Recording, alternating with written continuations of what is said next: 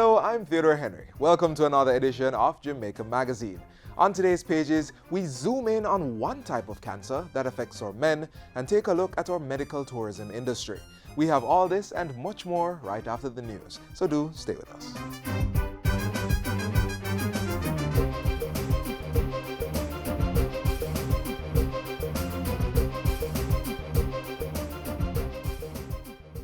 Violence against women and girls is a human problem, not just a woman's problem. It's a problem for men too. Gender violence takes many forms, including sexual assault, domestic violence, relationship abuse, sexual harassment, and sexual abuse of children. The magnitude of ongoing violence against women and children in our country is cause for alarm. We can end the violence. It requires all of us to end the violence. I call on all our men and women in Jamaica to take a stand. And men, especially, must get involved in this movement to create a better world for their daughters, their mothers, their sisters, their aunts, their uncles, their fathers, their sons, and for themselves. Let's protect and reassure. Let's unite to end gender violence.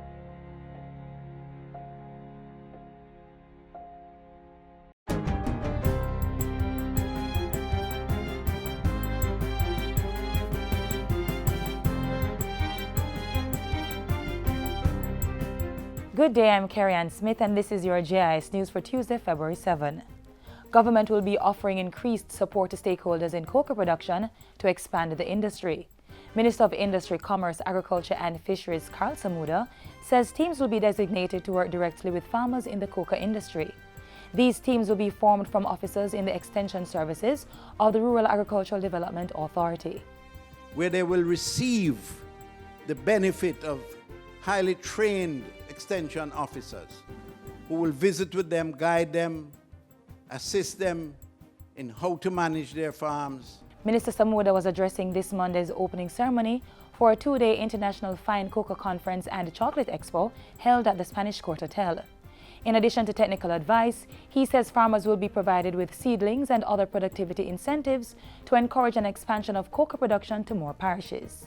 Meanwhile, the minister says legislation to establish the Jamaica Agricultural Commodities Regulatory Authority will allow cocoa farmers to determine their prices and enable higher levels of competition within the industry.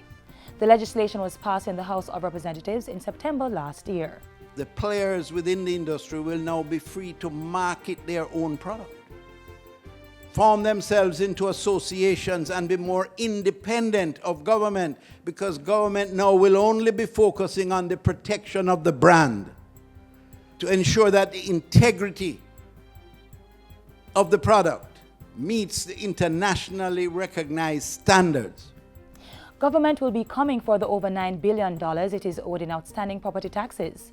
Justice Minister Delroy Chuck says almost one-third of landowners are not paying their property tax, which is used to finance the provision of critical services such as garbage collection and the maintenance of street lights. He argues that those who pay their taxes should not have to suffer the inadequacy of resources because others are not paying. The roads could be fixed, the courts could be fixed, the hospitals could get the resources. And let me say that the government intend to get all the taxes.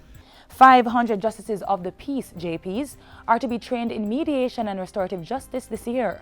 The training sessions will also cover matters relating to the Children's Court and the Petty Sessions Court, as well as the role of JPs on the Spirit License Panel. The ministry officially launched the training program at the Jamaica Conference Center recently.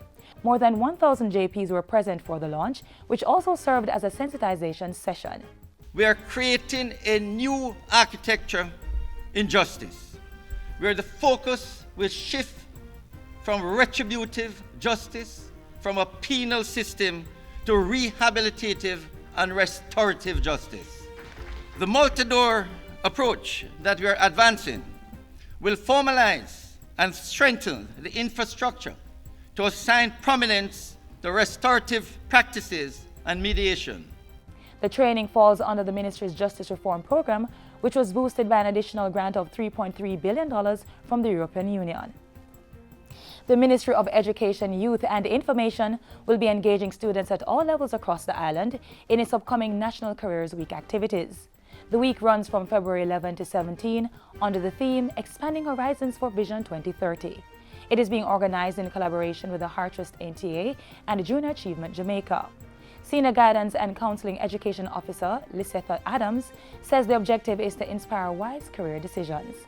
The activities are also designed to better engage youth and adults to help establish Jamaica as a globally competitive nation. New and emerging jobs are evolving, which means that the workforce will require new skill sets to meet the demands of these jobs. These competencies can and will be honed through the integration of comprehensive career development programs and initiatives within the curricular and core curricular activities at all levels of the education system.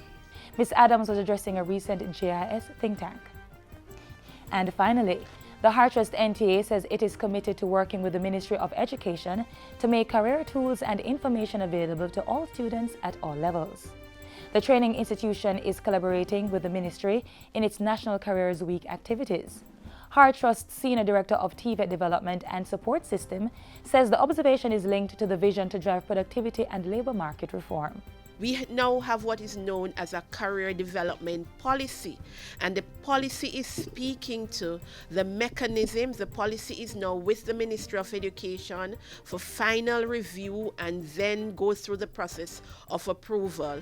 And it talks about building the partnerships, having the programs, having the frameworks, having the various mechanisms to help Jamaicans to take control of their careers. And that's it for JIS News Today. I'm Carrie-Ann Smith. Thanks for watching.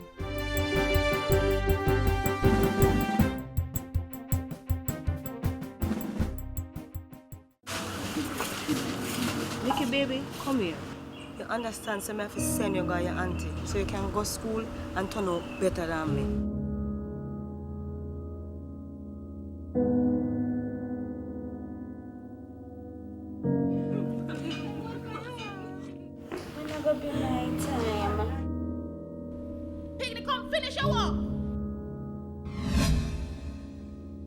If you or anyone you know has been a victim of human trafficking, call 811 or 1-888-PROTECT. Be wise. Open your eyes. Spot them. Stop them. A message brought to you by the National Task Force Against Trafficking in Persons. Twitter, Facebook, Instagram, available online. JIS is everywhere.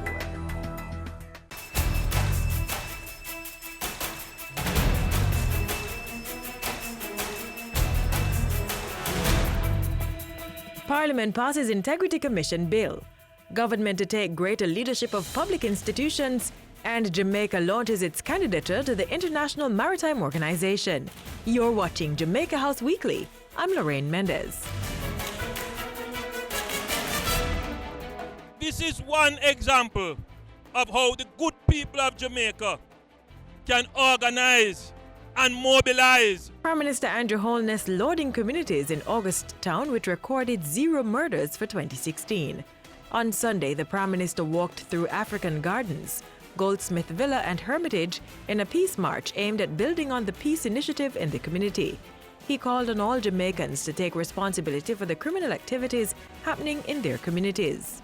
We talk about the rule of law breaking down in our country.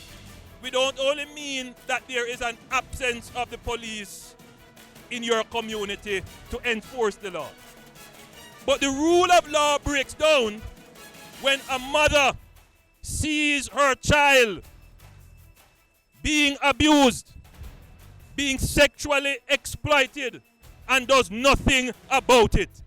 That is when the rule of law breaks down. The bill which we are debating today is another critical step towards improving the anti-corruption ecosystem in Jamaica. Whatever the concerns are, I think, as I've said, we can't delay this bill any longer. Prime Minister Andrew Holness contributing to last Tuesday's debate on the Integrity Commission Act 2016. The bill establishes a single anti-corruption commission which will be an agency of Parliament. The new entity will incorporate the functions and powers of the Commission for the Prevention of Corruption, the Integrity Commission, and the Office of the Contractor General. The new commission will have prosecutorial powers. It doesn't have to be all talk and media and just trying to embarrass people into action. Now there is real power to take real action when there is real evidence of corruption. Prime Minister Holness also addressed the island's recent fall to 83 out of 176 countries in Transparency International's Corruption Perception Index. It's not a good look for Jamaica, and we will be doing everything in our powers to ensure that when the next report is released, we have an improved standing. Institutions which receive budgetary support will come under greater leadership from government. Not only is the government going to ensure that there is a concerted effort and unison in policy, that there is a direction, but the government must ensure that there is efficiency as well. Prime Minister Andrew Holness says some institutions operate without clear direction, which results in fragmentation and great disparity in the execution and effect of their projects. He was speaking at last Thursday's launch of the Absorptive Capacity Program. An initiative of the Heart Trust NTA and Joint Committee for Tertiary Education, the program seeks to improve job prospects and opportunities for tertiary-level training.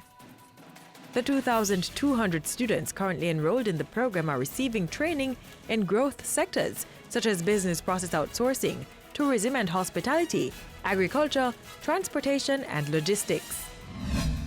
And while at the Absorptive Capacity Program launch, Mr. Holness said he would be keeping an eye on the merger of the Heart Trust NTA, the National Youth Service, and the Jamaican Foundation for Lifelong Learning. And I'm paying very close attention to it because we want to make that an example of how it can be done without grave dislocation, but with an increase in service to the public.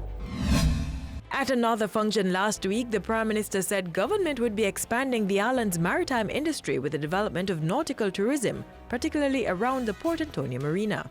Given our strategic geographic location, plans are underway to establish Jamaica as the fourth pillar of the global logistics chain. Mr. Holness was delivering a video message at the launch of Jamaica's candidature to the International Maritime Organization (IMO) for the 2018-2019 biennium. He said Jamaica had much to contribute as a council member of the IMO. The courtesy room at the office of the Prime Minister received some traffic this past week. On Monday, Mr. Holness met with a delegation from the University of Technology headed by the new president, Professor Stephen Vassiani. Later that day, he was joined by Ministers Chang and Vaz in a meeting with a Power China representative. On Tuesday, Prime Minister Holness held development talks with representatives from the Urban Development Corporation and the National Works Agency. And that's it for Jamaica House Weekly. Be sure to join us next week for more news coming out of the office of the Prime Minister.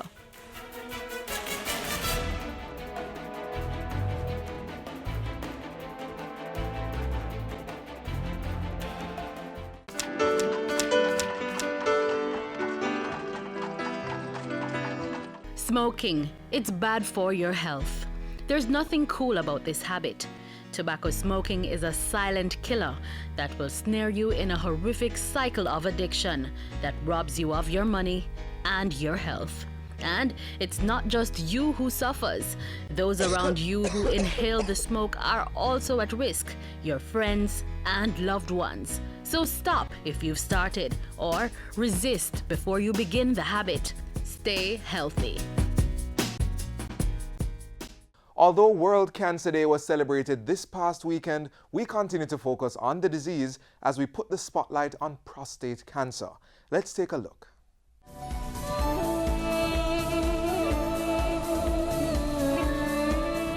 Many people think having prostate cancer is a death sentence, but urologists say the disease can actually be treated and patients can lead a normal and productive life. The key is early detection. Which means that men, from they reach the age of 40, they must get their rectal examination and PSA done on a yearly basis. And once it is caught early, generally speaking, you can lead a normal, productive life with treatment. Digital rectal examination and prostate-specific antigen, PSA, are the two tests used to detect prostate cancer. Urologists say a man may be going about his everyday normal business, feeling perfectly healthy and unknowingly suffering from prostate cancer. The only sure way to know is to go to a doctor for a blood test and rectal examination. According to urologists, prostate cancer is the most common cancer affecting Jamaican men. It is also the most common cancer deaths among Jamaican men. Recent statistics show that the Caribbean region as a whole has the highest death rate from prostate cancer in the entire world. And Jamaica's mortality or death rate is especially high from prostate cancer. This statistic is a concern for the region's health authorities because valuable and productive lives are being lost to the disease. The Ministry of Health here in Jamaica has been urging Jamaican men to regularly do prostate cancer screenings. Now I know Jamaican men don't like to have this test done, but the fact is, it is a painless test done in a very professional manner. It takes about 5 to 10 seconds, and this is a test that could save your life. According to Dr. William Aiken, a big challenge in finding prostate cancer is that many men do not have any early physical symptoms of the disease. By the time the symptoms appear, the cancer has already spread beyond the prostate. This is called advanced prostate cancer. Symptoms may include frequent urination, especially at night, inability to urinate, trouble starting or holding back urination, a weak or interrupted flow of urine, painful or burning urination, blood in the urine or semen, painful ejaculation, and frequent pain in the lower back, hips, or upper thighs. Experts say all men are at risk of prostate cancer, and the most common risk factor is age. More than 70% of men diagnosed with prostate cancer each year are over the age of 65. Prostate cancer also tends to run in families. So if a man has a family history of prostate cancer, he is more likely to develop cancer. Besides family history, Dr. Aiken says there are some dietary factors that can increase the risk of having prostate cancer. Saturated fats, animal meat, red meat in particular, dairy products, milk, butter, cheese, ice cream, yogurt, these things, when consumed on a habitual and long-term basis, are thought to put you at increased risk of prostate cancer. According to urologists, prostate cancer is very rare before the age of 40. But there are things young men can do to reduce the risk of having the disease later. Eat more fish, we eat more soy products. If we're going to drink milk, then soy milk is probably better. Green tea, more pomegranate juice. These are some of the things that may help to prevent prostate cancer. Studies have also shown that physical activity can reduce the risk of prostate cancer. So I would recommend that a man does at least a half an hour's exercise for a minimum of 3 times a week. And by exercise, we mean aerobic activity. For now, no one knows the exact causes of prostate cancer, but what we do know is with healthy lifestyle practices and regular examination, we can reduce the risk of having the disease. So maintain a healthy lifestyle and do your digital rectal exam and PSA tests regularly. Because after all, prevention is better than cure.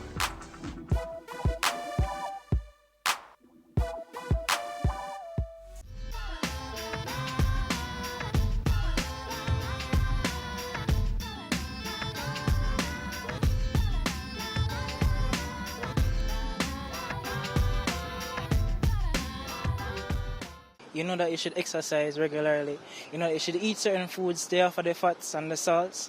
But also, on the other side, you should share love because at the same time, unforgiveness burdens yourself, and it causes a lot of stress, which you could leave if you just forgive. So, those things help to give you a healthy heart, or keep a healthy heart. Eat healthy and stay away from certain things, like drinking and those things. Oh, you can exercise and eat healthy.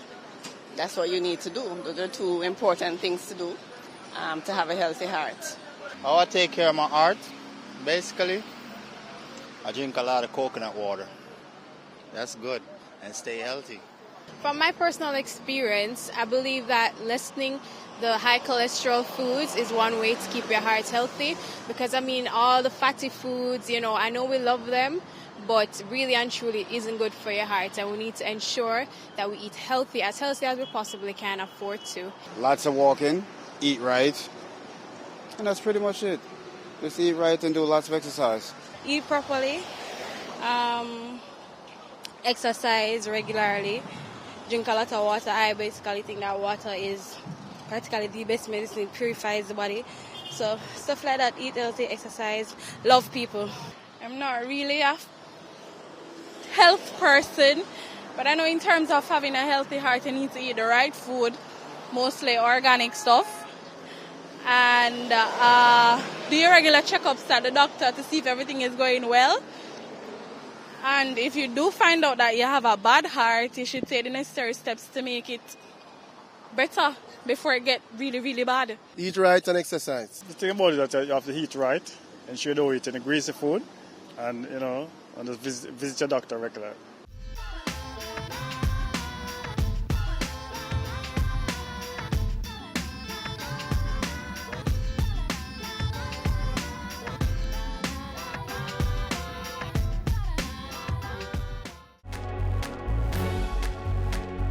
Know your numbers and control the keys to a healthier heart. Know the numbers for your blood pressure, cholesterol level, blood glucose level, and your weight and body mass index.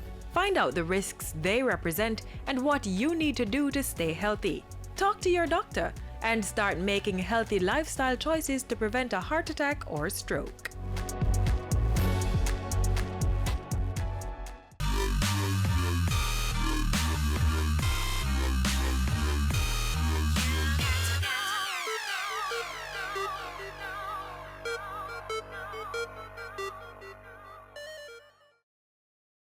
Tourists flock to the island year after year to experience mainly our sunshine, sand, and scenic locations. Now another tourist attraction is emerging: our medical expertise. Within 10 years' time, the government hopes to attract at least 100,000 medical tourists to the island. Let's find out more about Jamaica's growing medical tourism industry. What we are looking at is a framework that will establish Jamaica as a medical tourism destination, including how do we work with a JTB to ensure that Jamaica starts being marketed as a medical tourism destination. The opportunity we see is in a range of different treatments: surgical treatment, medical diagnostics, dentistry. That is actually already happening. I'm sure the dentists among you will already be seeing patients from the diaspora who come down here, and while they're visiting friends and family, decide to have dental treatment. And that is certainly one of the low-hanging fruit.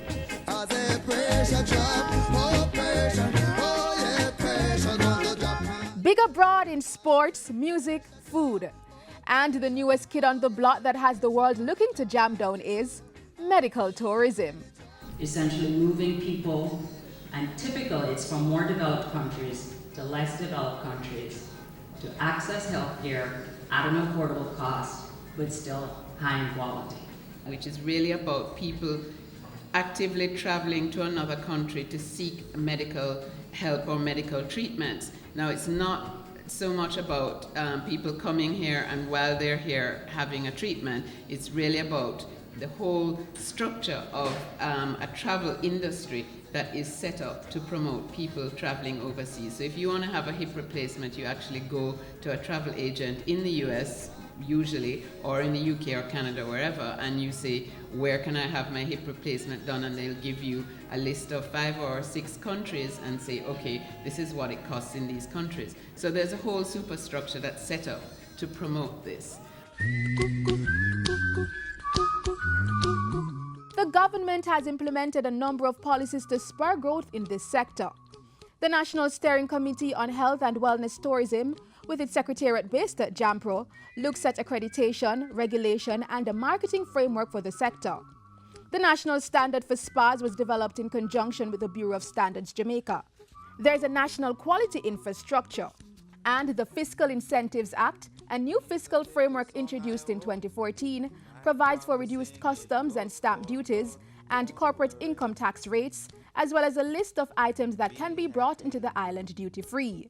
These incentives are available to both recovery hotels and medical and wellness facilities. Global investors have seen the potential for medical tourism in Jamaica. International brand Hospitan built a $2.3 billion state-of-the-art facility in Montego Bay, St. James. Additionally, it's quite the norm to hear of medical missions happening in different parts of the island. The country has been ranked second on the list of most attractive countries for medical tourism based on a 2014 index. So why Jamaica? We already have an international global presence as a tourism destination. We do have a skilled workforce, excellent doctors, excellent dentists, excellent nurses. Our labor costs here are low, significantly lower. The proximity to the United States cannot be ignored, and that's a given. Of course, we have our natural resources. So when we talk about wellness tourism, our beaches, our spas that can be developed, advantages, of course, for a place like Jamaica to get engaged in health tourism, definitely good for the workforce, and of course, the foreign exchange. The government will continue to promote and facilitate investments in the very lucrative medical tourism sector.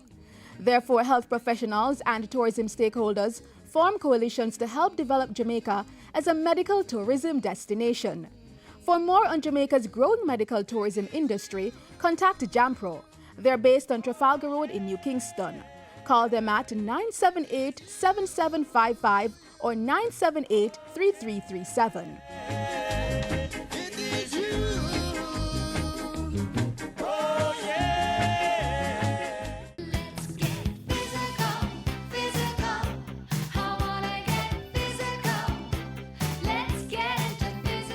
Did you know regular physical activity controls your weight, reduces your risk of cardiovascular diseases, reduces your risk for type 2 diabetes and metabolic syndrome, reduces your risk of some cancers, strengthens your bones and muscles, and increases your chance of living longer? Get active, get fit, stay healthy.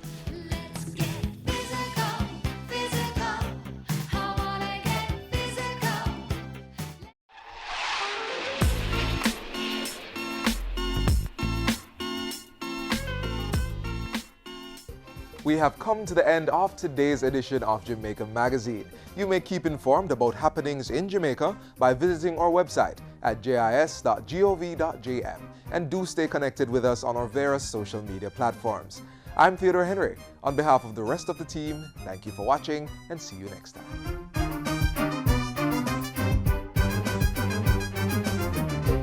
This has been a production of the Jamaica Information Service, the voice of Jamaica.